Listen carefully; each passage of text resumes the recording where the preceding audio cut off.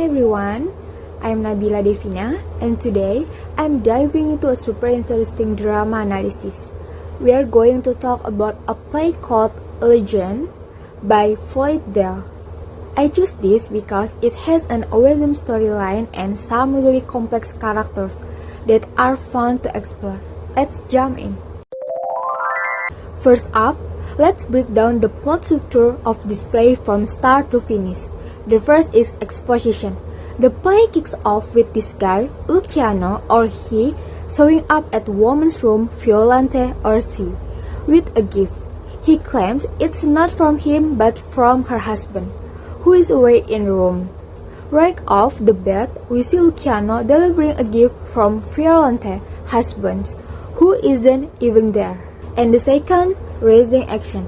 Luciano wants to chat with Violante before she opens the gift. He tells her she is not happy in her marriage and that they are meant to be together. He keeps pushing her to leave her husband. Violante pushes back, saying his words hurt her and she wishes things could go back to how they were before he confessed his love.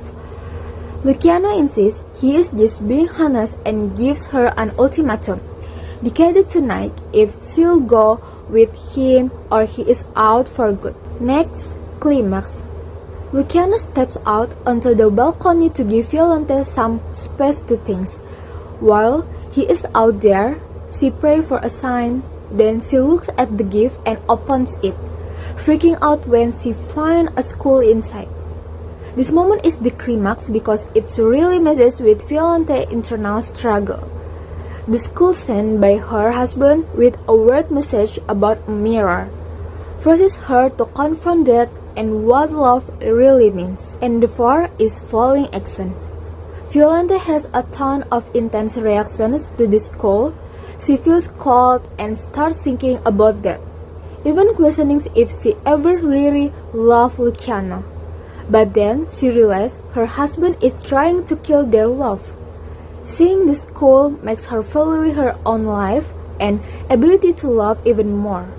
She decided she is alive and beautiful. And the last is resolution. Luciano comes back in, looking bummed because he thinks Violante will say no, but she surprises him by saying she will go with him. She will explain that looking in her mirror helped her realize she is a woman who is alive and beautiful. Luciano is almost scared by how much she is changed, but the play ends with her telling him to kiss her. So it looks like they are heading off together. Now, let's dig into the conflicts in this play, both internal and external. The first is internal conflict. Violante is struggling a lot between being a loyal wife and her feelings for Luciano. She is literally praying for a sign to help her. Mary, Mother of God, give me a sign. I don't know what to do. Help me. I must decide. Love has entered my heart and it may be that I can't be a good woman any longer. And the second is external conflict. The main external conflict is between Luciano and Violante, where he is trying to convince her to leave her husband and she is saying no at first. You know what I have to say? I have said it so often. I shall say it once more. I love you and you love me. Why do you not surrender yourself to love? And now, next up, let's talk about the main characters and what makes them tick. The first is Violante. She is really thrown and conflicts, struggling with her decisions and thus new feelings. If it had only come before. This shows her regret about the timing of her love. I can't. This reflects her initial resistance of Luciano. Mary, Mother of God, give me a sign. I don't know what to do. This highlights her search for guidance. I have been a child. No, I am a woman. This shows her transformations by the end. And the second is Luciano or he. He can be manipulative, but he is also romantic and passionate. He never gives up. Your husband is a man of curious and perceived mind. I think it gave him an obscure pleasure to think of me, the bearer of his gift. He is kind of dressing Violente's husband to get to her. I love you, and you love me. Why do you not surrender yourself to love? You know what I have to say? I have said it so often. I shall say it once more. This shows how determined he is to win her over. Now, let's chat about the big themes in Legend. The first is forbidden love. Among them, here is the forbidden love between Luciano and Violante, mainly because she is already married. You are not happy. You do not love your husband, and you are too young and beautiful to live without love. This lays the groundwork for their forbidden romance. If it had only come before. Violante regrets the timing of their love, hinting at its forbidden nature. Love has entered my heart, and it may be that I can't be a good woman any longer. This shows the moral mess created by their love.